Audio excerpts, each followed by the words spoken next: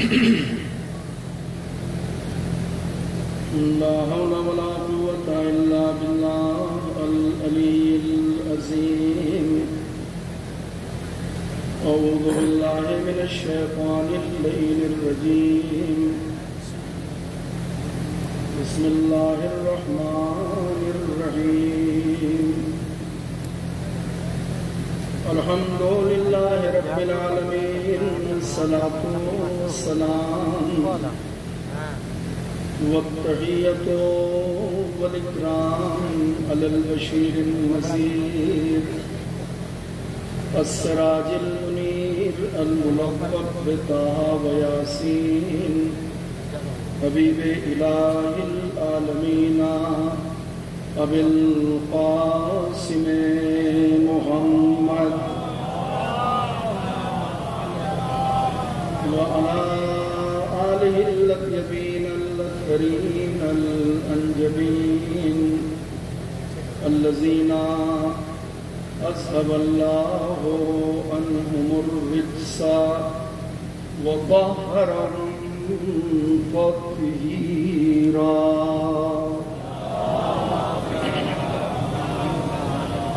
لا سيما على بقية الله الأعظم أرواحنا وأرواح العالمين لتراب مقدمه الفداء ولعنة الله على أعدائهم وقاسبي حقوقهم ومنكري فضائلهم والشاكين فيهم والمنحرفين عنهم أجمعين من الآن إلى قيام يوم الدين أما بعد فقد قال الله الحكيم في كتابه الكريم بسم الله الرحمن الرحيم ألم يجدك يتيما فآوى صلوات پر محمد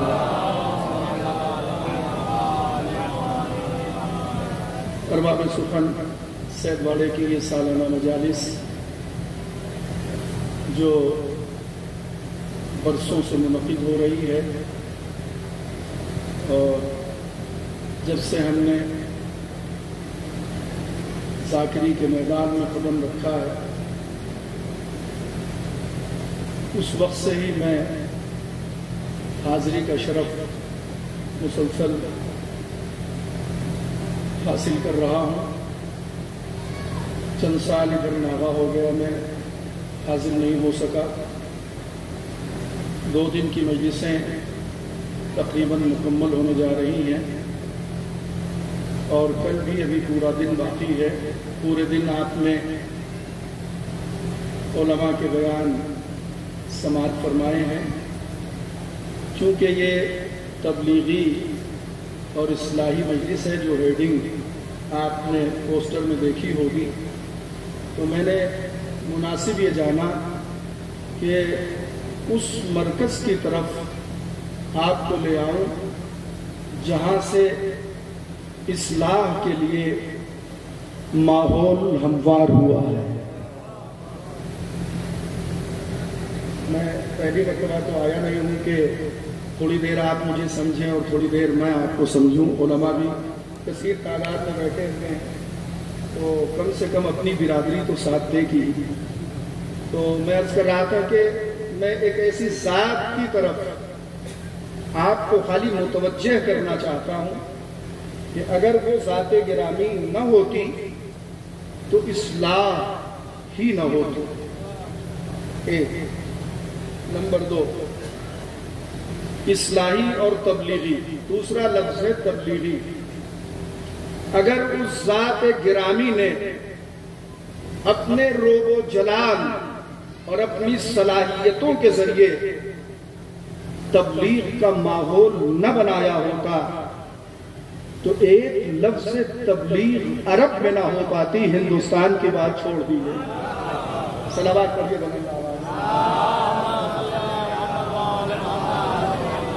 بس تھوڑا سا ابتدا میں آپ میرے ساتھ ہو جائیں تو انشاءاللہ انتہا میں آپ رہیں گے بغیر کہے ہوئے. تو دو چیزیں ترجمے سے پہلے میں نے آپ کی خدمت میں عرض کی ہیں. پوسٹر میں نے دیکھا کہ تبلیغی اور اصلاحی، یعنی سالانہ تبلیغی اور اصلاحی مجالس جس میں آپ تشریف فرما ہیں. میں اس مرکز کی طرف صرف اشارتاً عرض کر رہا ہوں کہ جس ذات گرامی کی وجہ سے آج پوری دنیا میں اصلاح کا ماحول ہے، یہ نہ ہوتا اگر یہ ذات گرامی نہ ہوتی. اگر یہ ذات گرامی نہ ہوتی تو دنیا میں کوئی ایک قدم تبلیغی بھی نہ اٹھا سکتا. اتفاق سے یہاں بھی اس وقت کھانا پہلے ہو گیا ہے، لہذا ایک واقعے کی طرف میں اشارہ کرنا چاہتا ہوں کہ وہ لوگ اور تھے جو کھانے کے بعد چلے جانے کے عادی ہیں. یہاں تو کھانے کے بعد لوگ نمک حلالی کے لیے گوشہ رہتے ہیں. صلوات پڑھیے بلند آواز سے محمد اور آل محمد. صرف یہ 2 پوائنٹ ہیں میری مجلس کے، اور چونکہ اچھی مجلسیں آپ سن چکے ہیں لہذا بہرحال مجھے تو بلایا گیا ہے، آپ کو سننا ہی پڑے گا. تو اصلاحی اور تبلیغی مراحل طے نہ ہو پاتے اگر ایک ذات گرامی پیغمبر سے پہلے سرزمین مکہ پر موجود نہ ہوتی. میرے شایع نشان آپ کی توجہ نہیں ہونا چاہیے. جس ذات گرامی کی طرف آپ کی توجہ مرکوز کرانا چاہتا ہوں اس کے شایع نشان آپ کی توجہ ہونا چاہیے. اگر سرزمین مکہ پر جناب ابو طالب کے ایک لقب کا ذکر کر رہا ہوں، اگر سرزمین مکہ پر سید البطحان نہ ہوتا تو پوری دنیا میں نہ کوئی تبلیغ کر سکتا تھا اور نہ اصلاح کر سکتا تھا. تبلیغ کرنے والوں کا فریضہ ہے کہ پہلے ابو طالب کا ذکر کریں تب تبلیغ کریں. دیکھیں پالیسی 2 طرح کی ہوتی ہے، ایک داخلہ پالیسی اور ایک خارجہ پالیسی. جب ہم ممبر سے خارجہ پالیسی کی بات کرتے ہیں تو کچھ کچھ فہم اسے داخلہ پالیسی سمجھ لیتے ہیں. یہ نہیں ہونا چاہیے. میں خارجہ پالیسی پہ ساری بات کر رہا ہوں. دنیا میں بڑی تبلیغ ہو رہی ہے، بڑی اصلاح ہو رہی ہے، مگر سب سے بڑا المیہ یہ ہے کہ جو اصلاح کر رہا ہے خود اس کی اصلاح نہیں ہوئی ہے. میں توجہ چاہ رہا ہوں. جو تبلیغ کر رہا ہے اس نے اپنے بزرگوں کی تبلیغ کو صحیح سمجھا ہی نہیں ہے. میں توجہ چاہ رہا ہوں. اللہ چاہتا تو حضرت آدم بھی دین کو کامل کر دیتے، اللہ چاہتا تو حضرت نوح بھی دین کو کامل کر دیتے، اللہ چاہتا تو حضرت ابراہیم، حضرت اسماعیل، حضرت عیسیٰ اور تمام انبیاء اور مرسلین میں سے جس سے خدا چاہتا اسے دین کامل کروا لیتا. مگر کیا وجہ تھی کہ خالق نے دین کا کمال پیغمبر جیسے عظیم المرتبت رسول کے ہاتھوں میں رکھا کہ یہ تبلیغ دین تو ہر نبی کے زمانے میں ہوگی مگر تکمیل دین صرف ہمارے پیغمبر کے زمانے میں ہوگی. تو اگر اور رسولوں کی امت خالی تبلیغ کرے تو سمجھ میں آتا ہے. آپ سن نہیں رہے، میں توجہ چاہ رہا ہوں. اگر اور نبیوں کی امتیں خالی تبلیغ کریں تو یہ بات سمجھ میں آتی ہے مولانا ہادی صاحب، یہ سمجھ میں آتی ہے. مگر اگر پیغمبر کی امت خالی تبلیغ کرتی ہے تو اس نے تبلیغ کو سمجھا ہی نہیں ہے. اس لیے کہ تکمیل تبلیغ بغیر ولایت کے ناممکن ہے. ایک بلند ترین صلوات پڑھتے ہیں.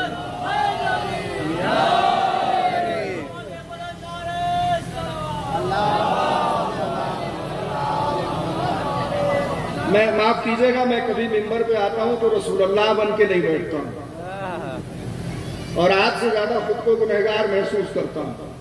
اور یہ تو شرف ہے کہ آپ آپ لوگوں کی محبتوں نے اور والدین کی دعاؤں نے اور عطائے پروردگار نے اور کرم محمد اور آل محمد نے ہمیں اس منبر غدیر تک پہنچایا ہے، ورنہ ہم کچھ ہیں نہیں۔ ہم ایک بات بالکل صاف کہتے ہیں، ہم مجلسیں آپ خوب واقف ہیں مجھ سے کہ ہم خطابت کم کرتے ہیں، عشق کی دنیا میں زیادہ مجلسیں پڑھنے کے عادی ہیں، اور کوئی بھی مبلغ نہیں ہو سکتا جب تک وہ عاشق نہ ہو۔ آپ توجہ نہیں فرما رہے، میں نے ایک ادبی فقرہ آپ کی خدمت میں عرض کیا ہے کہ کوئی بھی مبلغ نہیں ہو سکتا جب تک وہ عاشق نہ ہو۔ سب کو اعتراض تھا پیغمبر کے قول کے مطابق جب وہی نازل ہوئی یا ایھا الرسول بلغ ما انزل الیک من ربک، تو پیغمبر نے کہا کہ مجھے اپنوں سے خطرہ ہے۔ اب اس خطرے کو رسول سے زیادہ تو کوئی محسوس نہیں کر سکتا۔ اس کا مطلب آخری حج کے مجمع میں خطرناک لوگ بھی ہیں۔ آپ توجہ فرمائیے گا، میں نے عرض کیا کہ میں عشق میں زیادہ پڑھتا ہوں، جو لوگ عاشق ہیں وہ میری بات کو پوری طرح سے سمجھ رہے ہوں گے، ذرا سی توجہ کیجئے گا۔ تو میں عرض کر رہا تھا آپ کی خدمت میں کہ عشق بہت ضروری ہے مبلغ کے لیے۔ جب تک رسول سے عشق نہیں ہوگا مبلغ کامیاب نہیں ہوگا۔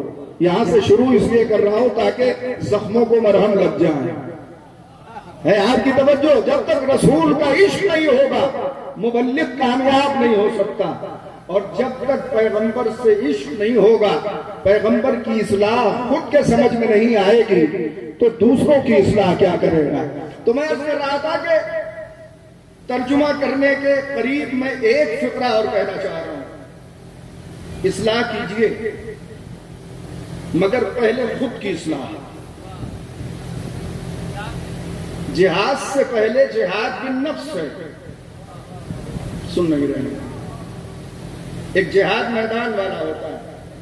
جہاد بالنفس کا مطلب پہلے خود سے جہاد کیجئے، خود کو آمادہ تو کر لیجئے کہ میدان میں جا سکیں۔ کچھ لوگوں نے اتنا جہاد تو کیا کہ خود کو میدان تک لے گئے، مگر یہ آدھا جہاد تھا، میدان میں خود کو روک نہیں پائے۔ پہلے جہاد بالنفس ہوگا، بعد میں میدان کا جہاد ہوگا، سمجھنا پڑے گا۔ پہلے خود نمازی بنیے، بعد میں لوگوں سے کہیے کہ نماز پڑھو۔ پہلے خود روزہ رکھیے، بعد میں لوگوں سے کہیے کہ روزہ رکھو۔ کہیں ایسا نہ ہو کہ منبر سے مشیر عباس یہ کہہ کے چلے جائیں کہ نماز مستقل پڑھا کیجئے، مگر سیکریٹری صاحب جب روم میں صبح داخل ہوں تو دیکھیں کہ مشیر عباس بستر پہ ہیں، مسجد میں نہیں ہیں۔ میں کسی کو روکتا نہیں ہوں، مگر میں اتنا جانتا ہوں، اصلاح سے پہلے اپنی اصلاح، تبلیغ سے پہلے اپنی تبلیغ، ہدایت سے پہلے اپنی ہدایت۔ پہلے خود خدا سے کہیے اہدنا الصراط المستقیم، مجھے سیدھے راستے پہ قائم رکھ، تب دوسروں کو سیدھا راستہ بتائیے۔ اور اس سے پہلے جب تک آپ کو راستہ معلوم نہ ہو کسی کو راستہ بتانے کی زحمت نہ کیجیے گا، اس لیے کہ گمراہ ہادی کبھی کامیاب نہیں ہوتا ہے نا۔ توجہ کہ میں بالکل لے آیا۔ سرزمین مکہ پر اللہ نے پیغمبر سے پہلے اپنی ایک معتبر شخصیت کو سرزمین مکہ کا حکمراں بنا کر، صاحب اختیار بنا کر، صاحب قدرت و طاقت بنا کر عرض مکہ پہ بھیجا ہے، تاکہ اکیلا تمام مشرکوں، تمام یہودیوں، تمام عیسائیوں سے اکیلا مقابلہ کر سکے۔ نہیں سن رہے آپ؟ ابھی 29 شوال آپ کو یاد ہے، ہم تاریخ کبھی نہیں بھولتے۔ پورے سوشل میڈیا پہ صرف جناب ابو طالب کا تذکرہ تھا، اسی لیے اس آیت کو میں نے اس سالانہ مجالس میں عنوان سخن قرار دیا ہے۔ سرزمین مکہ پر نبی کی ولادت سے پہلے اللہ نے ایک گھر بنوایا، اس گھر میں ایک نفیس شخصیت کو پیدا کیا جو محمد رسول اللہ کہہ کے مسلمان نہیں ہوگا سن نہیں رہے آپ، میں توجہ چاہ رہا ہوں. جو محمد رسول اللہ کہہ کر مسلمان نہیں ہوگا بلکہ کلمہ رسالت کو اپنی آغوش میں پالے گا. دیکھیں یہ ہماری پوری ملت جانتی ہے. حضرت علی علیہ السلام، میں کسی چھوٹے سے بچے سے بھی پوچھ سکتا ہوں مگر پوچھوں گا نہیں. حضرت علی علیہ السلام کہاں پیدا ہوئے؟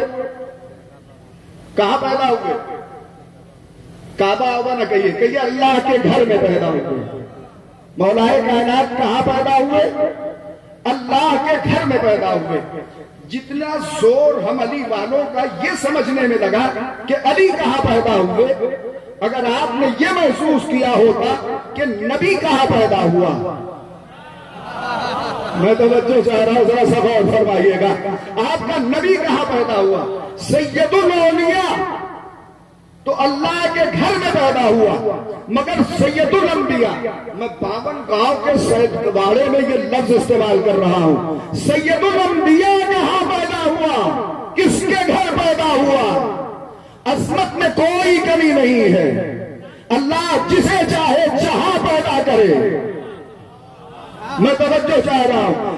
علی پیدا ہوئے اللہ کے گھر میں، مگر آپ کے عظمت کی قسم کھا کے کہہ رہا ہو، پھر آپ یہ سمجھ لیں کہ اگر اس گھر سے بہتر کوئی گھر ہوتا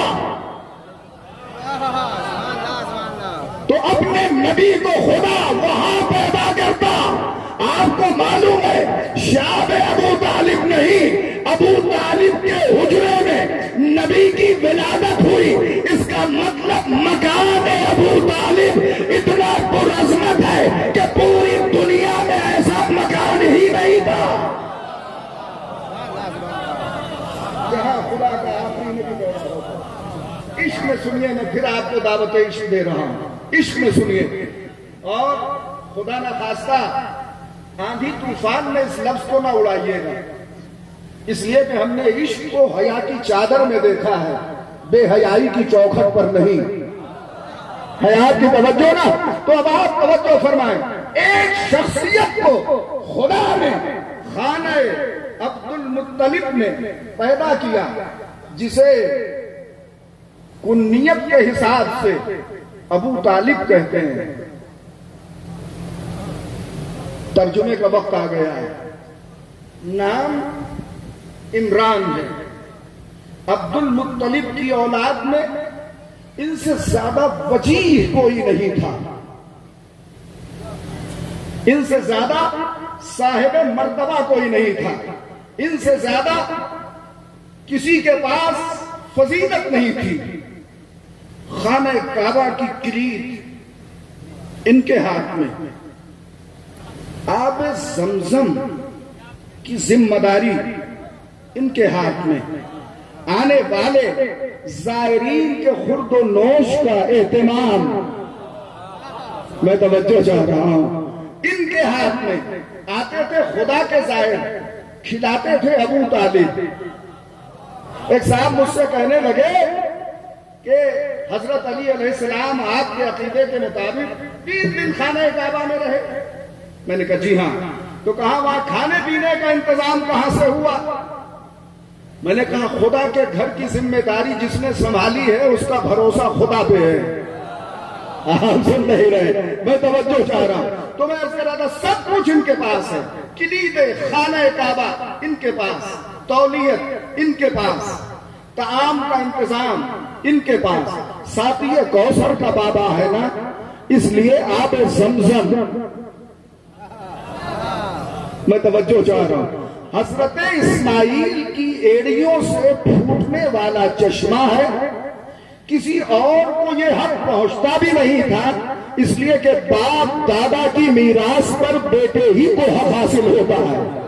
دیکھیں میں نے جو فضائل کے گوشے نکالے ہیں ابھی اسے آپ کتابوں میں نہ ڈھونڈیے گا، واقعات میں بھی پڑھ سکتا ہوں، یاد ہے 32 برس سے مجلسیں پڑھ رہا ہوں. مگر ذرا سا اس تحقیق پہ نظر کیجئے. آپ دیکھیں آب زمزم اسماعیل کی ایڑیوں کی رگوں سے جاری ہوا اور چشمہ پھوٹا.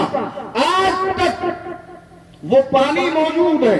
ساری دنیا کے مسلمان چاہے زندگی میں ایک ہی قطرہ پیئے مگر اس پانی کو پیتے ہیں کم نہیں ہوگا۔ ایک معصوم کی ایڑیوں سے نکلا ہوا چشمہ، پھوٹا ہوا چشمہ، پانی ہر مسلمان کی زبان تک پہنچ رہا ہے اور اس میں شفا بھی ہے، کم بھی نہیں ہوگا، سب تک پہنچے گا، جتنے لوگ پیئیں کم نہیں ہوگا۔ ایک کہنے لگے ایک صاحب کہ جو لوگ مکہ جاتے ہیں، مکہ وہاں 30 لاکھ لوگوں کے لیے جو انتظام ہوتا ہے، وہاں بھی پانی کا قحط پڑ جاتا ہے، سب تک پانی نہیں پہنچتا۔ جب تک سب سے امیر ملک مسلمانوں کا پانی کا انتظام کر کے پلانا چاہتا ہے مگر پانی پلا نہیں پاتا۔ مجھ سے کہنے لگے اس کی وجہ کیا ہے؟ میں نے کہا سب سے امیر ملک اگر شروع سے پانی پلاتا تو پانی کم نہ ہوتا۔ میں توجہ چاہ رہا ہوں، ایسا غور فرمائیے گا، یہ سب سے امیر ملک اگر شروع سے پانی پلاتا ہوتا تو پانی کبھی کم نہ پڑتا۔ کبھی کبھی پانی بھی کہتا ہے کہ ان لوگوں نے پانی بند کیا ہے تو انہیں احساس ہو جائے کہ پانی تمہارے اختیار میں نہیں ہے۔ مگر ایک چشمہ ہے زمزم جو اسماعیل کی ایڑیوں سے نکلا ہے، اس کا پانی کبھی کم نہیں ہوا۔ بوتلوں میں بھر کے لوگ لے آتے ہیں، یہاں جو دور دراز سے لوگ آئے ہوں گے جب تبلیغی مجالس سے واپس جائیں گے تو کوئی نہ کوئی تبرک یہاں سے لے کے جائیں گے، تو اس پہ لوگوں کا بڑا اعتراض ہے۔ مگر مکے سے آنے والا ہر فرقے کا حاجی آب زمزم تبرکن لے کے آتا ہے۔ میں توجہ چاہ رہا ہوں، پاؤں والا تبرک لینے میں کوئی اعتراض نہیں ہے، ہاتھوں سے بٹا ہوا تبرک، صلوات بر محمد اور آل محمد۔ آپ کی توجہات ہماری طرف ہیں، میں بہت شکر گزار ہوں۔ 21 منٹ ہو گیا مجھے پڑھتے ہوئے، 1 گھنٹے کا وقت مجھے دیا گیا ہے اور پورے دن آپ نے مجلسیں سنی ہیں۔ تھوڑا سا اور دل لگا لیجیے تاکہ ترجمہ کر کے 2 باتیں آپ کی خدمت میں عرض کر سکوں۔ تو توجہ کیجیے گا، عرض مکہ پر خدا نے ایک ایسی عظیم ہستی کو پیدا کیا تاکہ دنیا کے سب سے بہتر عظیم المرتبت نبی اور رسول کی وہ نگرانی کر سکے، حفاظت کر سکے، کفالت کر سکے۔ ایک ایک لفظ پہ توجہ چاہتا ہوں، کیا کر سکے؟ حفاظت کر سکے، کفالت کر سکے۔ میں توجہ چاہ رہا ہوں، ذات کو بچانا ابو طالب کا کمال نہیں تھا، رسالت کو بچانا ابو طالب کا کمال تھا۔ ہم مسلمان پہلے اپنے اقرار رسالت کو بچا لیں۔ ترجمے سے پہلے ایک بات اور سوشل میڈیا پہ جو رن کر رہی ہے اسے بھی گزارش کیے دیتا ہوں۔ طاہر القادری صاحب، قبلہ طاہر القادری صاحب عالم اہل سنت، بہت مشہور، ٹی وی پہ بہت، مسلمانوں میں سب سے زیادہ مشہور ٹی وی پہ، انہوں نے ایک فقرہ سوشل میڈیا پہ ان کا چل رہا ہے کہ پہلا مرکز توحید ابو طالب کا گھر بنا۔ کتنا آسانی سے آپ نے سن لیا۔ مرکز توحید سخت تو نہیں ہو گیا نا، سیدواڑے میں تو نہیں ہونا چاہیے۔ مرکز توحید یعنی وہ جگہ جہاں سے لوگوں نے توحید سیکھا، اللہ کو جانا اور پہچانا، وہ پہلا گھر ابو طالب کا ہے۔ گھر کا مسلمان ہونا سمجھ میں آ گیا۔ کیسے سن رہے ہیں آپ؟ میں توجہ چاہ رہا ہوں۔ دیکھیں، ایک ہوتا ہے مکان، مکان وہ جگہ ہے جہاں کوئی رہنے والے کو کہتے ہیں مکین۔ مکان کا اسلام تو سمجھ میں آ گیا مگر مکین کا اسلام سمجھ میں نہیں آیا۔ سب سے پہلا مرکز توحید ابو طالب کا گھر، سب سے پہلا مرکز وحی، یہ اب میں کہہ رہا ہوں، سب سے پہلا مرکز وحی ابو طالب کا گھر، سب سے پہلے نزول ملائکہ کا مسکن ابو طالب کا گھر۔ میں توجہ چاہ رہا ہوں، جبریل پیغمبر سے ملنے آئیں گے کہاں؟ ابو طالب کے گھر۔ قرآن کی آیتیں ابتداءً کہاں نازل ہوں گی؟ سمجھیے ابو طالب کے گھر سب سے خاص بات جو میں عرض کرنا چاہتا ہوں وہ یہ ہے کہ جب یہ آیت نازل ہوئی سب سے پہلی وحی، اور پیغمبر نے پہلی وحی کے بعد جب دعوت ذوالشیرہ کا اہتمام کیا کہ اپنے قرابت داروں کو ڈرائیے، تو علامہ مجلسی نے لکھا ہے کہ اپنے چچاؤں کو، اپنے خاندان والوں کو، تمام قریش کو، غیر قریش کوئی نہیں تھا اس میں بڑی توجہ چاہ رہا ہوں، تمام قریش کو جناب رسالت معاد نے مدعو کیا اللہ کے حکم سے، اپنے قرابت داروں کو رسول اسلام نے دعوت ذوالشیرہ میں مدعو کیا۔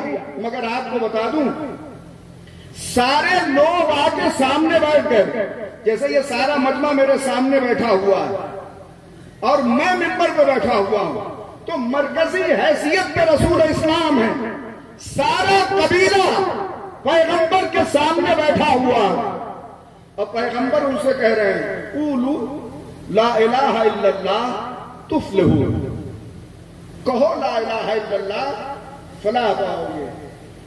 اگر ایک جھوٹا مورخ بھی مجھے اتنی بڑی سطر دکھا دے تاریخ میں کہ پیغمبر نے کبھی اپنا رخ جناب ابو طالب کی طرف کر کے کہا ہو قولوا لا الہ الا اللہ تفلحوا، مولانا سجاد صاحب میں آپ سے پوچھ رہا ہوں اگر ایک شخص آپ کے ساتھ ابھی یہاں نماز میں شریک تھا اور قبلہ امامت فرما رہے تھے تو کیا آپ اس سے کہیں گے کہ مغرب کی نماز پڑھو؟ میں توجہ چاہ رہا ہوں، بالکل نہیں کہیں گے آپ کہ نماز مغرب پڑھو، جو نہیں پڑھ رہا تھا اس سے کہیں گے۔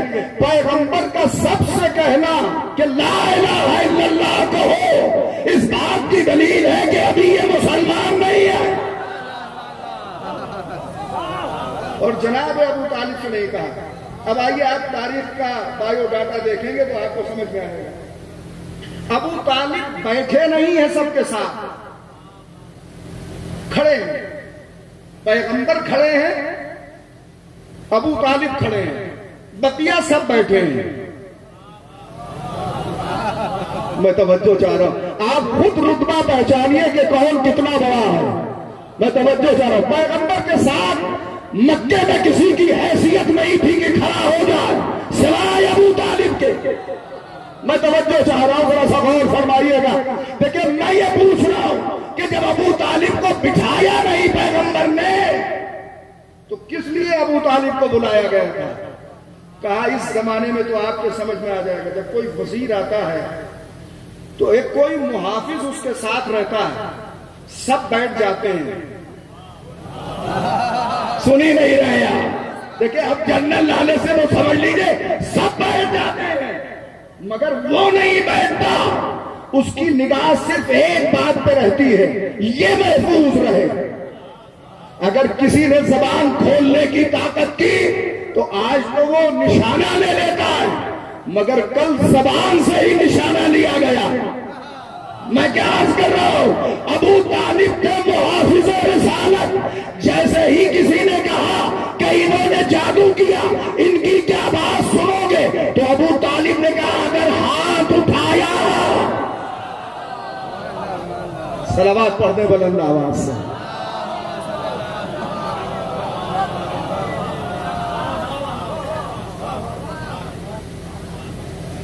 آپ ہاتھ اٹھائیے۔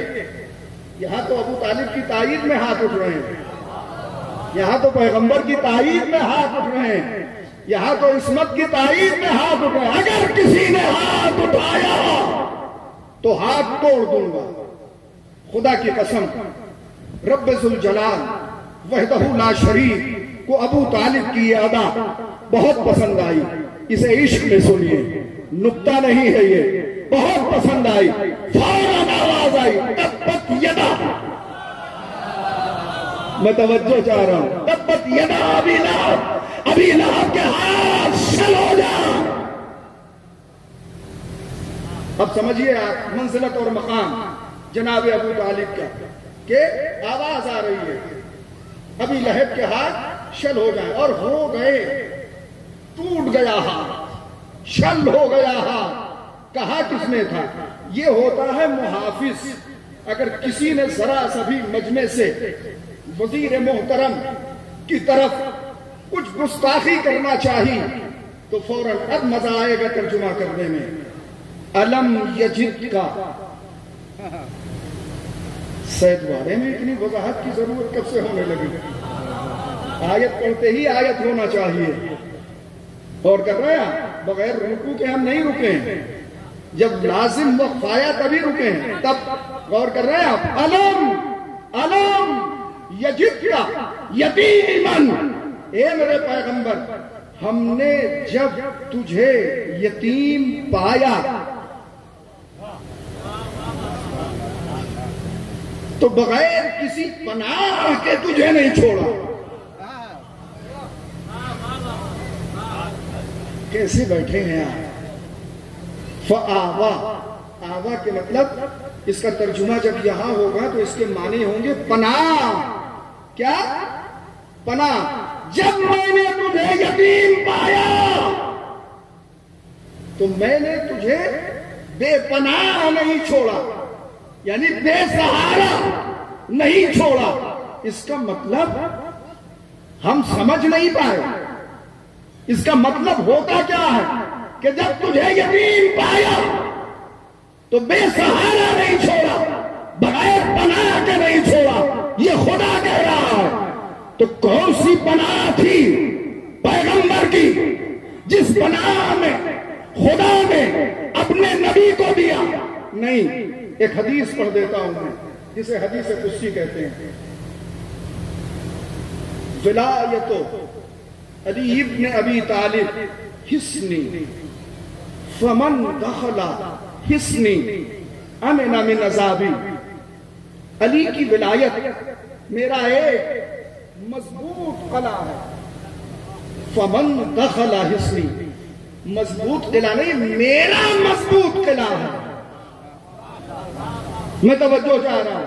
فمن دخل حصنی، اور جو میرے اس مضبوط قلعے میں داخل ہو گیا، امن من عذابی، وہ میرے عذاب سے محفوظ ہو گیا.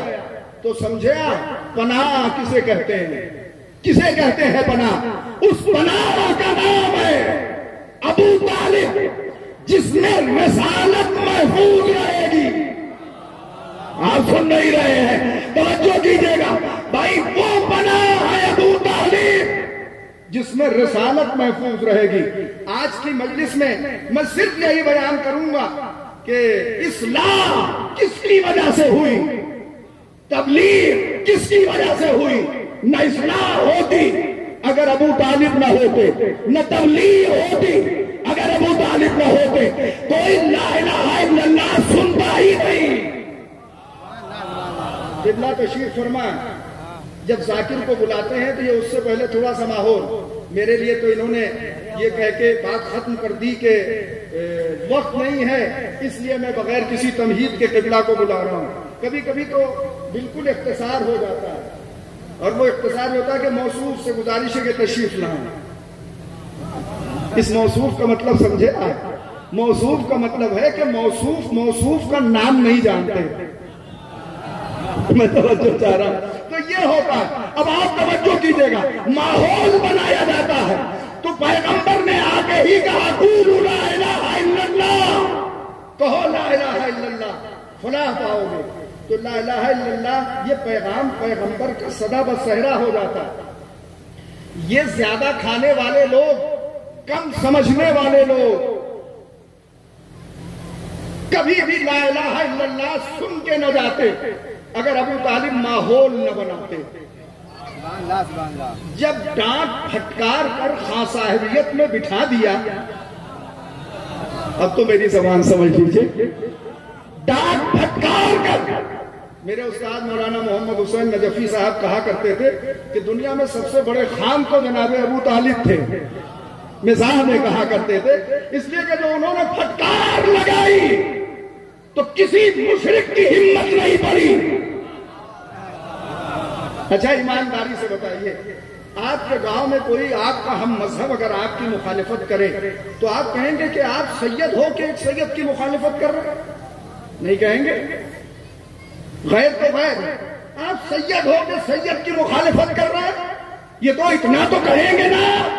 مگر میں نے دیکھا کہ ابو طالب نے سب کو پھٹکارا، کسی نے یہ نہیں کہا کہ آپ اپنے ہو کے۔ میں توجہ چاہ رہا ہوں، ذرا سا غور فرمائیے گا، آپ اپنے ہو کر اتنا بھی خیال نہیں رکھتے۔ سب لوگ دیکھ کے رہ گئے، دعوت ذوالعشیرہ ہی سے میٹر صاف ہو گیا تھا، کون کدھر کا ہے۔ میں توجہ چاہ رہا ہوں۔ اچھا سنیے، جب دعوت ختم ہوئی تو سب اپنے اپنے گھر چلے گئے، ابو طالب بھی اپنے گھر گئے۔ لوگ بغیر رسالت کے گئے، میں توجہ چاہ رہا ہوں، ابو طالب رسول اور رسالت اپنے ساتھ لے کے گئے۔ اچھا ایک بات اور سن لیجئے، ان مشرکوں کی کچھ باتیں عرض کروں گا، مگر ایک بات یہ سن لیجئے، جب بھی کوئی شکوہ شکایت یتیم الابوین جناب محمد مصطفیٰ سے کسی کو ہوتی تھی تو وہ کیا کرتا تھا؟ آتا تھا، کس سے شکایت کرتا تھا؟ بھیا بدماشی آپ کا بچہ کرے، شکایت میرے گھر آئے گی۔ میں توجہ چاہ رہا ہوں، کہاں آتے تھے شکایت کرنے؟ جناب ابو طالب کے گھر۔ اور اگر محمد مصطفیٰ کو کوئی شکوہ ہوتا تھا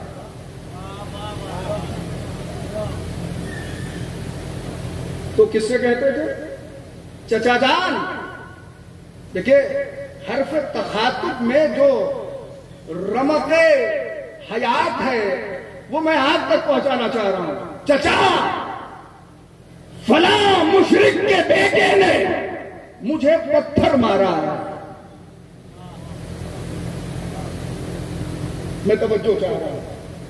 اور کس سے کہتے تھے؟ جناب ابو طالب سے۔ ہم اور آپ کافر کو کافر کے منہ پہ کافر نہیں کہتے، رسول کہہ رہے ہیں کہ چچا فلاں مشرک کے بیٹے نے، ہو سکتا ہے میں اگر اس کو آگے بڑھاؤں تو جو اصل میں بیان کرنا چاہتا ہوں وہ رہ جائے، فلاں مشرک کے بیٹے نے مجھے پتھر مارا ہے۔ چنانچہ ایک دن سرکار رسالت ماں تشریف لائے، حاضر ہوئے چچا کی بارگاہ میں، اور حاضر ہونے کے بعد کہتے ہیں چچا آج مشرکوں کے بچوں نے مجھے اتنے پتھر مارے ہیں کہ میں لہو لہان ہو گیا، خون بہ رہا تھا پیغمبر کے۔ آئے جناب ابو طالب اٹھے، جلدی سے خون صاف کیا اور بازو پکڑا محمد مصطفیٰ کا، رسول کا، جو رسالت کا وزن اپنے ساتھ لیے ہوئے ہیں۔ کس کا بازو پکڑا؟ رسول کا۔ اچھا چچا سے مدد مانگ رہے ہیں، آپ مہو ہو گئے ہیں عشق میں، چچا سے مدد مانگ رہے ہیں، جبکہ اللہ مدد کرنے کے لیے کافی ہے توجہ آپ کی۔ چچا سے مدد مانگ رہے ہیں، چچا کافروں اور مشرکوں کے بچوں نے مجھے زخمی کر دیا۔ جناب ابو طالب نے ہاتھ پکڑا اور لے گئے۔ کہاں لے گئے؟ جہاں سارے مشرک اکٹھا ہوتے تھے، آماج گاہ مشرکین پر پہنچے۔ کہا تمہارے بچوں نے میرے لال محمد، یہی لفظ ہے میرے لال، جب آپ اپنے بچے کو لال کہیں گے تب آپ کو لطف آئے گا، میرے لال محمد کو تمہارے بچوں نے پتھر سے زخمی کر دیا۔ مشرک بھی بہت چتر تھے، اس سے اچھا لفظ میرے پاس نہیں ہے، بڑے چتر تھے۔ کہنے لگے ابو طالب اس میں کیا رکھا ہے؟ یہ تو بچوں کی بات ہے۔ دیکھیں میں یہ بات آگے بڑھا رہا ہوں، یہ تو بچوں کی بات ہے۔ تو جناب ابو طالب نے یہ نہیں کہا کہ ٹھیک ہے، کہا یاد رکھنا۔ میں تو بچوں چاہتا ہوں، کہا یاد رکھنا کہ یہ بچوں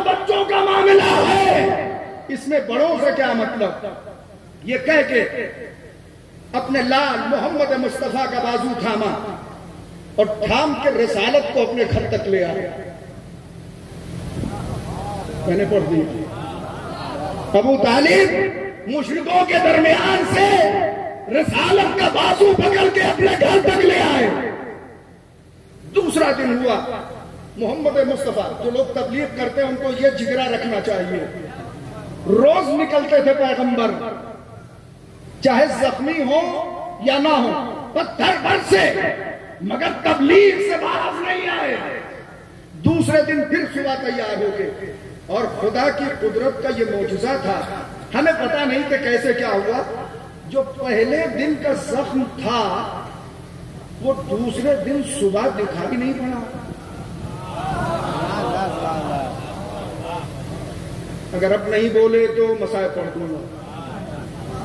جو زخم کل لگا تھا، جب دوسرے دن صبح آپ کا پیغمبر تبلیغ کے لیے نکلا تو کہیں کوئی زخم نہیں تھا. میں ایک لفظ کہہ رہا ہوں، یہ نور نہیں ہے. اولاد پیغمبر اور اپنے جد کی تعریف میں صرف تھوڑے سے ہاتھ اٹھے، یہ نور نہیں ہے کہ جبریل کو آنا پڑے، اپنے پروں کو مس کریں. میں توجہ چاہ رہا ہوں، تب نوح کے زخم منتمل ہو. یا تو ایک لفظ استعمال کر دوں اگر ادیب لوگوں کی اجازت ہو، جبرائیل آدمیت جب گھر میں موجود ہے، جس کے ہاتھ زخموں کو شفا دے دے، تو پھر جبریل کو آنے کی ضرورت نہیں ہے. پیغمبر تیار ہوئے، قبا پہنی، ردا اوڑھی، امامہ باندھا، کمر میں پٹکا باندھا، اور اپنے مستقل تبلیغ کی راہ میں پیغمبر نکل چلے. ایسا حوصلہ ہونا چاہیے عبداللہ صاحب، تب تبلیغ ہوگی. نکلنا چاہتے تھے، بس یہی لطیف موقع آیا ہے. جیسے ہی پیغمبر نے چاہا کہ گھر سے باہر قدم نکالے، ابو طالب کی آواز آئی، ٹھہرے محمد. آپ سن نہیں رہے ہیں بھائی، مسلمان اسے کہتے ہیں جس سے محمد کہے ٹھہرو تو ٹھہر جائے. سن نہیں رہے آپ؟ مسلمان اسے کہتے ہیں جس سے محمد مصطفیٰ کہے ٹھہرو تو ٹھہر جائے. اور ابو طالب اسے کہتے ہیں جو محمد مصطفیٰ سے کہے ٹھہرو. سن رہے آپ؟ تو ٹھہر جا. ٹھہر گئے محمد مصطفیٰ، رسالت ٹھہر گئی، نبوت ٹھہر گئی، ختمی مرتبت رک گئے، سید الانبیاء کے پاؤں رکے، مڑے. چچا جان کیا حکم ہے؟ سمجھیے شان ابو طالب، کیا حکم ہے چچا؟ تو ہاں، یہی پہ میں لانا چاہتا تھا. جناب ابو طالب نے کوئی حکم نہیں بیان کیا، کہا ٹھہرو محمد، آج اکیلے نہیں جاؤ گے.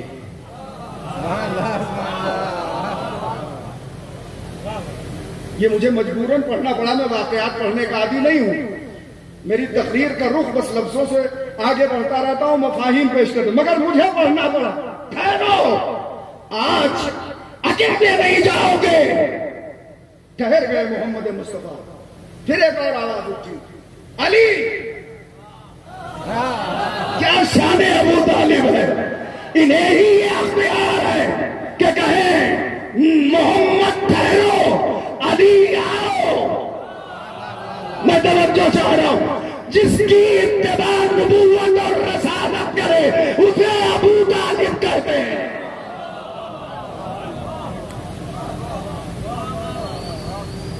شکر گزار ہوں کہ آپ متوجہ ہیں. آؤ علی آؤ.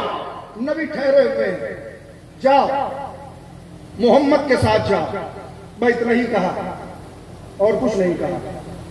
جاؤ، سن بہت کم ہے، جاؤ محمد کے ساتھ. امیر المومنین آج محمد اور علی ساتھ نکلے تو قصہ بھی الگ ہوگا. روز محمد اکیلے نکلتے تھے تو تاریخ کچھ اور لکھتی تھی. آج مورخ کچھ اور لکھے گا، اس لیے کہ علی ساتھ ہیں. گھبرانا نہیں علی والوں، کسی کے بہکاوے میں آ کے علی کہنا نہ چھوڑنا. علی والوں کی تاریخ الگ لکھی جاتی ہے. میں توجہ چاہ رہا ہوں، آج علی جائیں گے قبلہ تو تاریخ بدل جائے گی. کیا تاریخ بدلے گی؟ کل محمد جاتے تھے تو تاریخ یہ تھی کہ کسی نے پتھر مارا تو محمد مصطفیٰ زخمی، لہو لہان. اب آج تاریخ، آج گنگا الٹی بہے گی. میں توجہ چاہ رہا ہوں، تاریخ الگ لکھی جائے گی. اب علی ساتھ ہے. آج جب محمد کو علی کے ساتھ دیکھا، دونوں طرح سے کہہ سکتے ہیں آپ. جب آج محمد کو علی کے ساتھ دیکھا یا علی کو، ہے توجہ آپ کی؟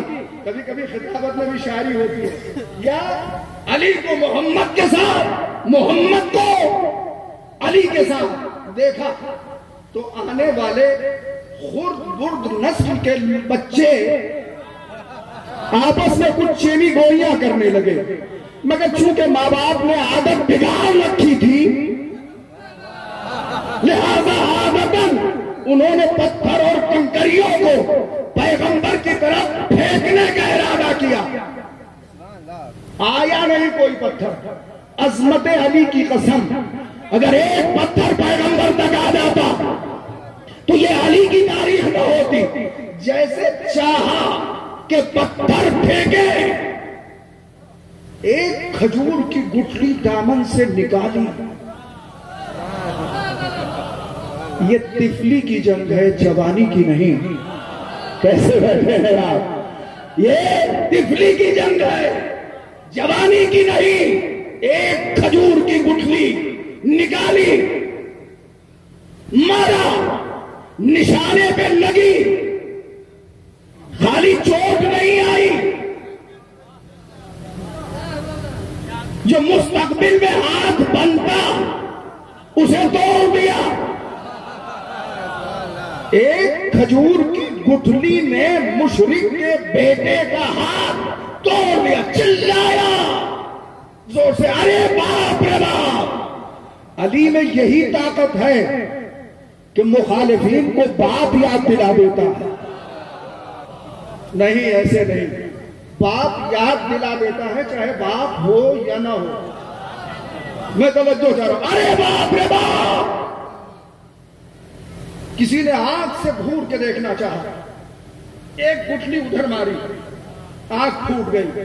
جس عضو نے حرکت کی، کھجور کی ایک گٹھلی اس کے لیے کافی تھی.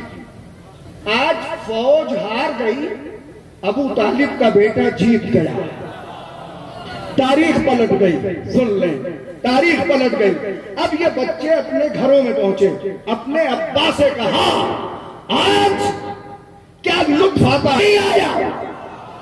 سن نہیں رہے آپ؟ آج محمد اکیلا نہیں آیا، محمد کے ساتھ ایک بچہ آیا تھا جس نے ہمارے ہاتھوں کو توڑ دیا، ہمارے سروں کو پھوڑ دیا. اب جس کی آنکھ پھٹی تھی وہ آنکھ پہ ہاتھ رکھے ہوئے، جس کا ہاتھ ٹوٹا تھا وہ دوسرے ہاتھ سے ہاتھ پکڑے ہوئے پہنچا ہے. مشرکین کا خون کھول گیا. کہنے لگے، اچھا تو وہ بچہ آیا تھا محمد مصطفیٰ کے ساتھ؟ ہاں آیا. کیا کیا اس نے؟ ہمارے ہاتھ پاؤں توڑ دیے، ہمیں زخمی کر دیا. ایک مرتبہ مسکرا دیجئے بس. میں توجہ چاہ رہا ہوں. کتنا اچھا لگتا ہے جب نبی کا دشمن مارا جاتا ہے تو ہمیں اچھا لگتا ہے. ایسے نہیں مزہ آتا. جب بھی نبی کا دشمن مارا جائے گا ہمیں اچھا لگے گا، چاہے پہلو میں بیٹھنے والا ہو. میرا ہاتھ اس بچے نے توڑ دیا. سارے مشرک اٹھے، اپنے بچوں کو پکڑا، لہو لہان، کہاں جا رہے ہیں؟ کس کی شکایت ہے؟ کہا محمد مصطفیٰ کی۔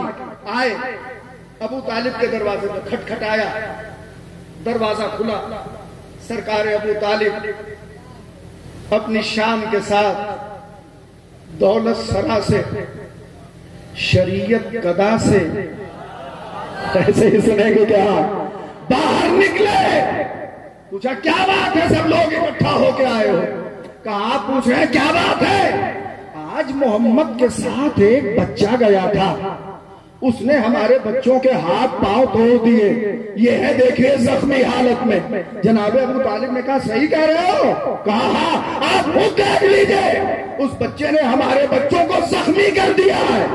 تو جناب ابو طالب نے فرمایا، میں تو بچوں چاہ رہا ہوں، جناب ابو طالب نے فرمایا یہ بچوں کا معاملہ ہے۔ صلوات پر محمد اور آل محمد۔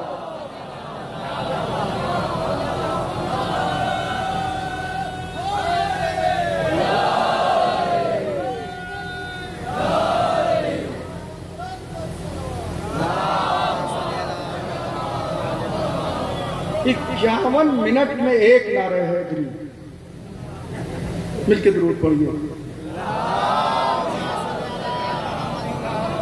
بس اب مصائب کی طرف آ رہا ہوں، اب زیادہ کچھ نہیں کرنا۔ توجہ ہے نا آپ کی؟ سرکار ابو طالب نے جواب دے دیا۔ اب مصائب کی طرف آنے کے لیے مجھے دوسرا رخ اختیار کرنا ہے جی، اس میں بھی تھوڑا سا ابھی آپ کی خدمت میں عرض کرتا ہوں۔ ایک زیارت پڑھی جاتی ہے، زیارت ہے امام حسین علیہ السلام۔ جو علماء بیٹھے ہیں وہ ذرا سا اگر غلط پڑھوں تو اصلاح کر دیں گے۔ السلام علیک یا ابا عبداللہ، یہاں سے شروع ہوتی ہے۔ السلام علیک یا ابن رسول اللہ، السلام علیک یا ابن امیر المؤمنین وابن سید الوصیین، السلام علیک یا ابن فاطمہ الزہراء سیدۃ نساء العالمین۔ اب یہاں سے شروع ہوتا ہے السلام علیک وعلی جدک وابیک۔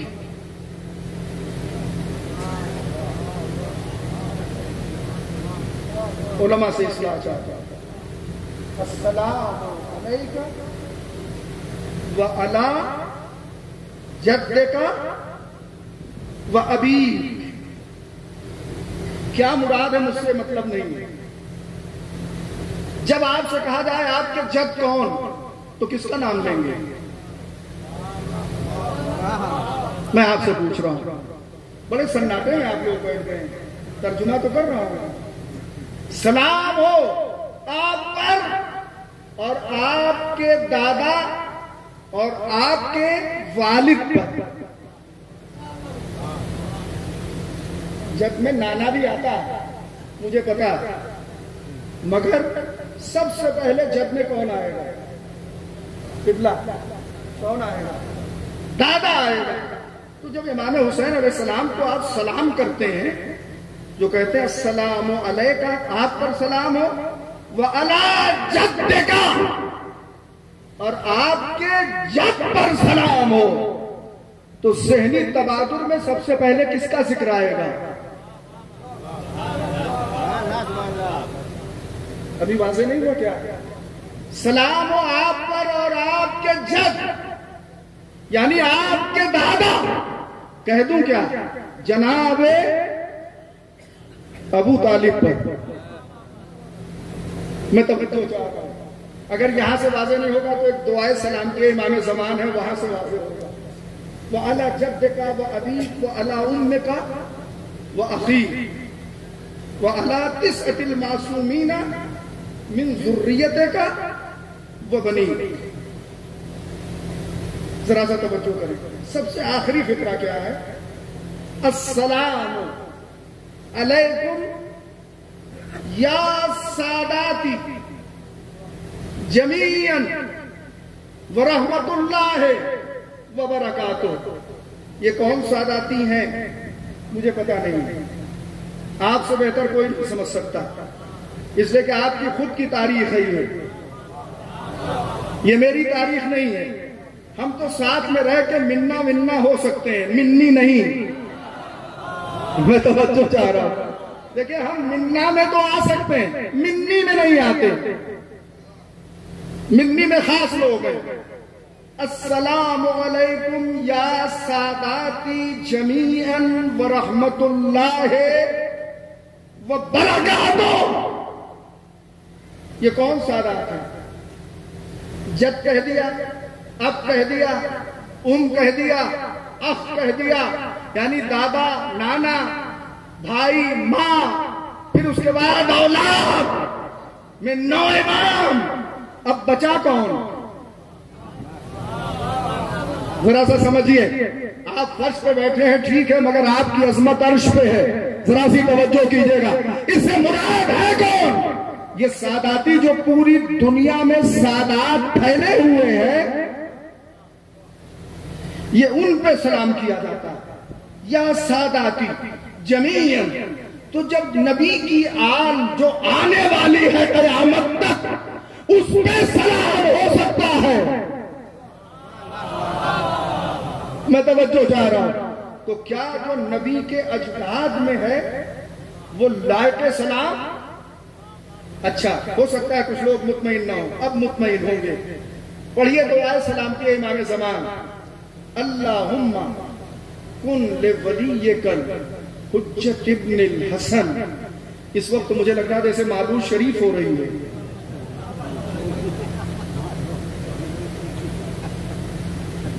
اللہم کن لولیک الحجۃ ابن الحسن صلواتک علیہ وعلی۔ اب جد چھوڑ دیجئے، اس میں ہو سکتا ہے آپ کو اختلاف ہو کہ جد دادا ہے کہ نانا ہے۔ اللہم، قسم ہے آپ کو اپنے سادات کی عظمت کی، مجھے دعا ضرور دیجئے گا چاہے بابا نہ کرے۔ اللہم کل ولیک الحجۃ ابن الحسن صلواتک، اے اللہ تیرا درود ہو علیہ، کس پر؟ امام پر، وعلی آبائے، اور ان کے باپ دادا پر۔ بس آخری بات کہہ رہا ہوں، اور ان کے باپ علی آبائے الی آخرہ۔ جہاں تک بھی آپ شجرہ نسب منتہی کیجئے، یہ وہاں تک جائے گا، علی آبائے۔ اب آئیے امام کا شجرہ نسب پڑھتے ہیں۔ آخری امام ابن حسن ابن علی، دیکھیں نام یاد ہے مجھے کہ نہیں؟ ابن علی، ابن محمد، ابن علی، ابن موسیٰ، ابن جعفر، ابن محمد۔ آئیے پھر دوہرا رہا، ابن محمد، ابن علی، پھر کیا ہوا؟ ابن الحسین، پھر کون؟ ابن علی، پھر کیا؟ ابن علی کے بعد اب آخری مرتبہ ابن علی کہا ہے میں نے، سن نہیں رہے آپ؟ آخری مرتبہ کہا ابن علی، ابن، لے لیجئے آپ اپنی زبان سے نام، ابن ابی طالب۔ کہاں تک پہنچا یہ درود؟ آخری امام کے والد امام حسن عسکری پر، پھر ان کے والد امام علی النقی پر، پھر ان کے والد امام محمد تقی پر، پھر ان کے والد امام علی رضا پر، پھر ان کے والد امام موسی کاظم پر، پھر ان کے والد امام جعفر صادق پر، پھر ان کے والد امام محمد باقر پر، پھر ان کے والد امام زین العابدین پر، پھر ان کے والد امام حسین پر، پھر ان کے والد امیر المومنین پر، پھر ان کے والد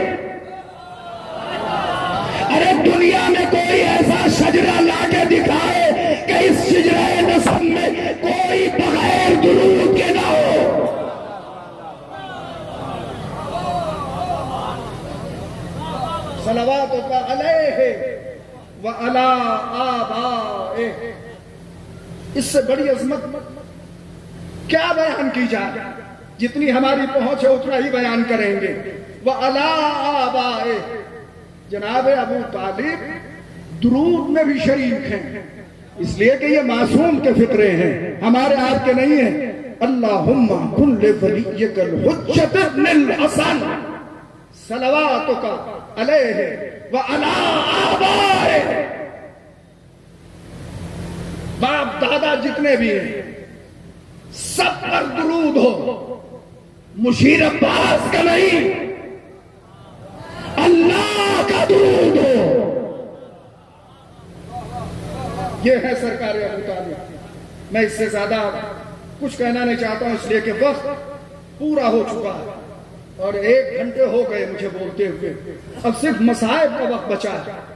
یہ عظمتیں ایسے ہی نہیں ملتی. اپنے بچوں کو پیغمبر کے بستر پہ لٹانا، یہ جناب ابو طالب کا کردار ہے. اس سے پہلے اور بہت سے نبی دوست رسول دوست ملے ہیں، مگر مجھے پوری تاریخ میں کہیں نہیں ملا کہ کسی نے اپنے بیٹے کو مقتل میں لٹایا ہو اور رسول یا نبی کو حفاظت سے کہیں اور لٹایا ہو. اپنے بیٹوں کو لٹا دیا مقتل میں مگر نبی کو بچا لیا. افسوس ہے کہ مسلمانوں کے سمجھ میں جناب ابو طالب کا اسلام نہیں آیا. اگر یہ سمجھ جاتے تو مسلمانوں کا اسلام نہ ہوتا. یہ اسلام محمد مصطفیٰ کا ہے. قربان کر دیا خود کو، اپنی اولاد کو قربان کر دیا محمد مصطفیٰ پر. اور مصائب سے پہلے ایک فقرہ اور کہہ رہا ہوں. 8 برس تک جناب عبد المطلب کی سرپرستی میں رہے سرکار رسالت ماں. 8 برس کے بعد پھر جناب ابو طالب کی سرپرستی میں آئے تو آپ کو معلوم ہے ساری ذمہ داریاں جناب ابو طالب نے پوری کی. شادی کی، اب پڑھا، اس کے بعد حیات میں وفا کی. دعوت ذوالعشیرہ میں اعلان رسالت و توحید ہو گیا. جس سال ابو طالب نے آنکھ بند کی اس سال کو پیغمبر نے عام الحزن کہا، غم کا سال. میں نے تاریخ میں نہیں سنا، آپ کی آنکھوں سے آنسو جاری ہو گئے. عام الحزن، پورے سال کو غم کا سال. پیغمبر خدا نے کہہ دیا کہ میرے چچا کے جانے سے یہ پورا سال غم کا سال ہے، عام الحزن ہے. کبھی کبھی اس محسن اسلام، محسن نبوت، محسن رسالت، محسن دین پر سلام کر لیا کرو. زیارت کے بعد میں جناب ابو طالب کی زیارت موجود ہے کہ جس نے اتنی بڑی قربانی دی اور ہر موقع پر خطرہ خود مول لے لیا اور ہمیشہ نبی کو محفوظ بچانا ہے.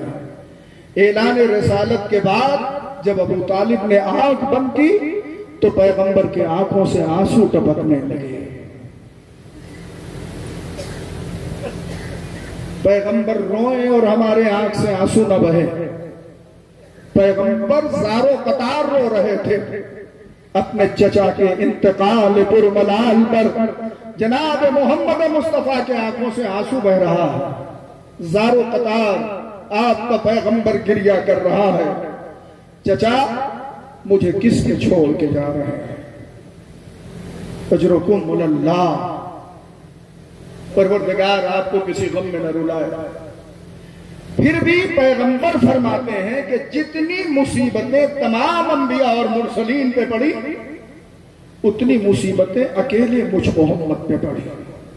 میں آل رسول کے سامنے پیغمبر خدا کے مصائب پڑھ رہا ہوں 2 فقرے میں کہ جتنی مصیبتیں तमाम अंबिया और मुरसलीन ने बर्दाश्त की, उतनी मुसीबतें मुझ अकेले मोहम्मद ने बर्दाश्त की। मगर मोहम्मद मुस्तफ़ा की मुसीबत के बाद जो सबसे पहली मुसीबत शुरू हुई वो मैं अपनी जबान से नहीं पढ़ूंगा। सुब्बत अलैया मसाइबुल्लाह वन्नहार।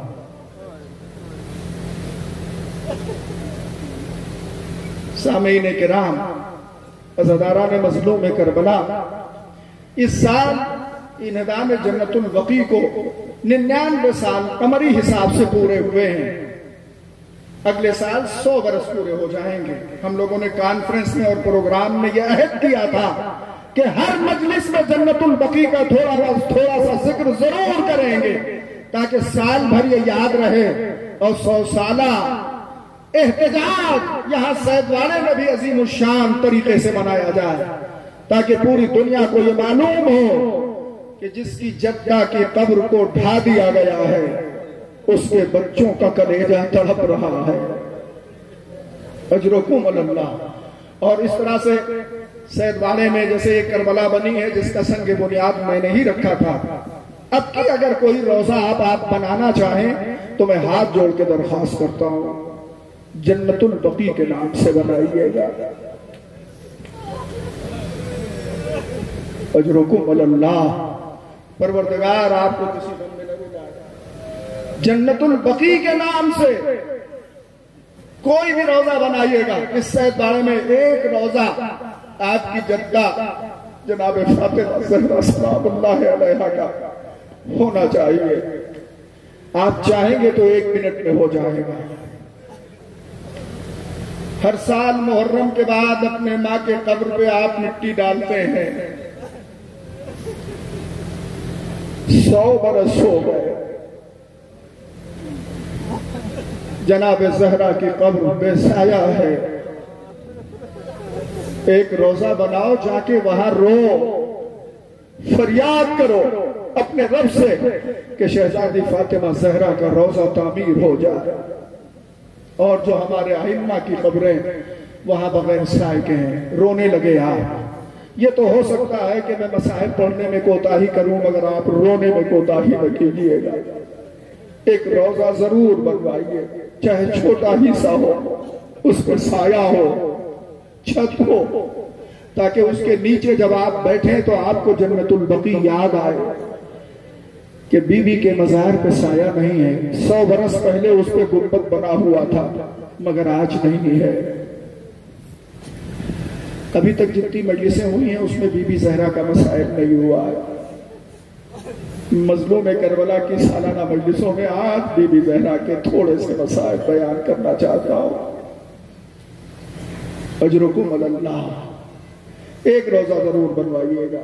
नौजवानों तुम उठना, इंशाअल्लाह बीबी ज़हरा मैदान क़यामत में हम सबकी शिफाअत करेंगी, अज्र मिलेगा। इसलिए कि अब तक जितनी भी शबी हैं आपने बनवाई हैं, सब पे रोजा तामीर है। अब वो रोजा बनवा दीजिए जिस पे साया नहीं है। आप पर इमाम ज़माना का साया बरकरार रहे और जमानत इमाम ज़मान में रहे। इंशाअल्लाह वो दिन आएगा कि बीबी ज़हरा के कब्र पे रोजा बनेगा, अजीम शान बारगाह बनेगी और हम और आप भी जन्नतुल बकी पहुंचेंगे और नबी की मजलूमा बेटी पर आंसू बहाएंगे। आज भी इतने यहाँ लोग जो बैठे हैं, ज़ियारत करके जो आए हैं, उन्हें मालूम होगा कि हर जगह तो ज़ियारत कर लेते हैं, मगर जब जन्नतुल बकी जाते हैं तो आपको कब्र ज़हरा तक नहीं जाने दिया जाता। आपसे ज्यादा दर्द, हमसे ज्यादा दर्द आपके दिलों में होगा अगर किसी बेटे को उसकी माँ के कब्र पे न जाने दिया जाए तो बेटा किस कदर तड़पता है। जज़ाकल्लाहु खैरल जज़ा। परवरदिगार आपको किसी गम में न रुलाए। तो खुदा करे कि बीबी ज़हरा का रोजा तामीर हो और हम सब ज़ियारत करने के लिए जन्नतुल बकी जाएं, और होगा इंशाअल्लाह। और अभी हम लोगों का इम्तिहान है, ये आखिरी फिक्रा कह रहा हूं, उसका 2 फिक्रे मसाइल के पढ़ूंगा। अभी ये हम लोगों की जिम्मेदारी है, बिलखुसूस उलमा की, جو یہاں سرکارے کے علماء تشریف فرما ان سے گزارش ہے کہ تحریک پیدا کیجئے، ایک روزہ یہاں بنوائیے۔ ابھی ہماری ذمہ داری ہے کہ جنت البقیع میں جو قبر ڈھا دی گئی ہے اس ویران قبر کا درد ہمارے دل میں کتنا ہے۔ اگر ہم بالفرض محال مان لیں کہ ہم بی بی کا روزہ نہیں بنوا پائیں گے تو دنیا ظالم حکومتیں سمجھ لے جب ہمارا امام ظہور کرے گا تو اپنی جدہ کی قبر پر ضرور روزہ تعمیر کروائے گا، مگر ان کے ظہور سے پہلے یہ ہماری ذمہ داری ہے۔ اب میں یہ چاہتا ہوں کہ ایک ایسے مصائب کی طرف آپ کو متوجہ کر دوں کہ جس میں جناب زہرا کے بھی مصائب ہو جائیں اور امام حسین علیہ السلام کے بھی مصائب ہو جائیں۔ جناب زہرا کی مصیبت میں یہ دو روایت میرے کلیجے کو ٹکڑا ٹکڑا کر دیتی ہے۔ ایک تو یہ کہ ظالم نے، میری مجبوری ہے کہ میں اس ظالم کا نام نہیں لے رہا ہوں، قبضہ شمشیر سے بی بی فاطمہ زہرا کے بازو پہ جو حملہ کیا تھا تو ہاتھ اتنا زخمی ہو گیا تھا کہ جناب فاطمہ زہرا اپنی پوری زندگی اس ہاتھ سے کوئی کام نہیں کر سکی۔ آپ کی آواز بلند ہو گئی، خدا ان بلند ہونے والی آوازوں پہ رحم نازل فرمائے۔ اگر آپ کے گھر میں خواتین کے ہاتھ میں چوٹ لگ جائے تو آپ لوگ کہتے ہیں کہ کوئی کام نہ کرو، مگر خدا شاہد ہے ہاتھ میں چوٹ لگی ہوئی تھی مگر جناب زہرا اپنی باری کے دن پہ گھر کا کام خود کرتی تھی۔ اجرکم اللہ، یہ ہاتھ اٹھا نہیں سکتی تھی، اس قدر زخمی تھا یہ ہاتھ۔ دوسرا زخم سنیں گے، جلتا ہوا دروازہ۔ بلند آواز سے روئیے تو دو تین فقرے کہہ دیتا ہوں۔ جلتا ہوا دروازہ جو بی بی زہرا کے پہلو پہ گرایا گیا تو جناب زہرا کس قدر زخمی ہوئی پوری روایت نہیں پڑھواؤں گا، بس اتنا کہہ کے آگے بڑھ جاؤں گا کہ بی بی کی پسلیاں چور چور ہو گئی۔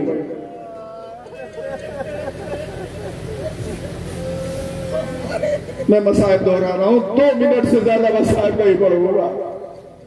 ایک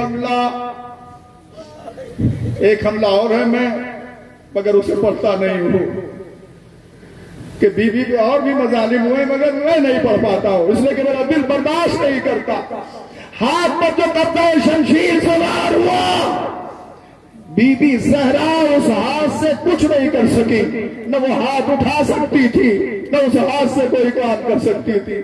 دوسرا حملہ، جلتا ہوا دروازہ بی بی زہرا کے پہلو پہ گرایا گیا، پسلیاں چور چور ہو گئی۔ جس ہاتھ پہ زخم لگا اس سے کبھی پوری زندگی کچھ کام نہ کر سکی، اور جو پسلی چور ہو گئی تھی کبھی اس پہلو بی بی فاطمہ زہرا کروٹ نہیں بدل سکی۔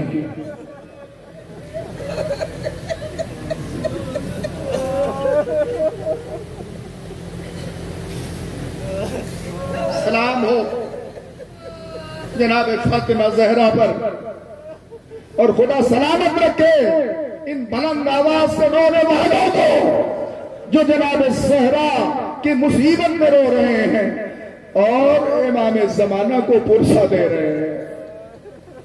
جزاک اللہ خیر الجزا۔ ہاتھ زندگی بھر اٹھا، نہ اس کروٹ جناب فاطمہ زہرا زندگی بھر سو سکی۔ ایک ہی کروٹ بنت محمد لے جا کرتی تھی، روئیں گے انتظار کیجئے، مگر میں نے تاریخ میں دیکھا جب زندگی کا دن ختم ہو گیا اور جناب فاطمہ نے اس دنیا کو خیر بات کہہ دیا، امیر المومنین نے لرزتے ہوئے ہاتھوں سے زہرا کو غسل دیا، کانپتے ہاتھوں سے علی نے کفن پہنایا، جنازہ تیار ہو گیا، پہلے دل بھر کے خود روئے، پھر اس کے بعد جنازہ لا کے امیر المومنین نے سینے خانہ میں رکھا۔ اب ہم سب کے گھر یہی منظر ہوتا ہے جب ہمارے کے بعد جنازہ صحن خانہ میں رکھا جاتا ہے، بچوں کو بلایا جاتا ہے، آؤ آخری دیدار کر لو، آؤ آخری دیدار کر لو۔ بس یہی منظر جناب زہرا کا جنازہ صحن خانہ میں رکھ دیا گیا۔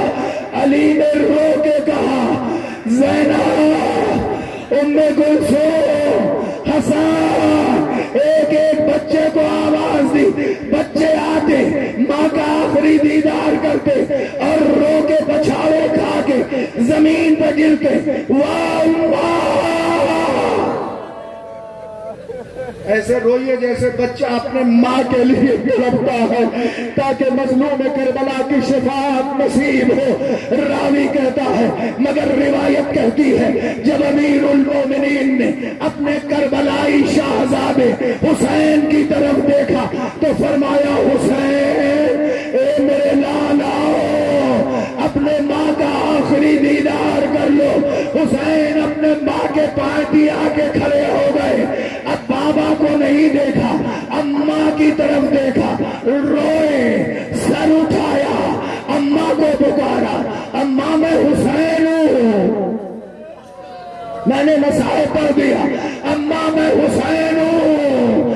راوی کہتا ہے یہ کہہ کے حسین نے ایک فقرہ اور کہا، مگر اماں میں کبھی آپ کے پاس بغیر بلائے نہیں آیا۔ جزاک اللہ، رو چکے آپ اور میں مسائل پڑھ چکا، اماں میں بغیر بلائے نہیں آیا، جب تک آپ بلائیں گی نہیں حسین آئے گا نہیں۔ راوی کہتا ہے جو ہاتھ پوری زندگی نہیں اٹھا، جس کروٹ بی بی زہرا پوری زندگی نہیں سو سکی، اب روایت کہتی ہے کہ لاشے میں جنبش ہوئی، بندے کفن ٹوٹے، دو ہاتھ آگے بڑھے، حسین کو اپنی باہوں میں لیا، اب ٹوٹی ہوئی پسلی پر سر رکھ کے بی بی زہرا نے فرمایا، آ حسین میں تجھے کلیجے سے لگا لوں۔ ہاتھ جوڑتا ہوں شہزادی، مجمع رو رہا ہے، آنسوؤں کو رومال میں جگہ دیجیے گا۔ رات میں کہوں گا بی بی کسی کے لیے بندے کفن نہیں ٹوٹے، وہ ہاتھ زندگی میں نہیں اٹھا، اس کروٹ کبھی نہیں سو سکی، مگر حسین کو اسی ہاتھ سے آپ نے کلیجے سے لگایا اور ٹوٹی پسلیوں پر حسین کا سر رکھا، کہا تجھے نہیں معلوم یہ میرا مظلوم لال حسین عرض کربلا پر ہوگا، جلدی ریتی ہوگی، سینے پہ سوار ہوگا شیم، خون خنجر چل رہا ہوگا، اس وقت بھی حضرت زہرا کی آواز آئے گی، اے شیم ٹھہر جا، ابھی تو میرے ہاتھوں کے چھالے بھی درست نہیں ہوئے ہیں جس سے میں نے چکی پیس کر حسین کو پارا۔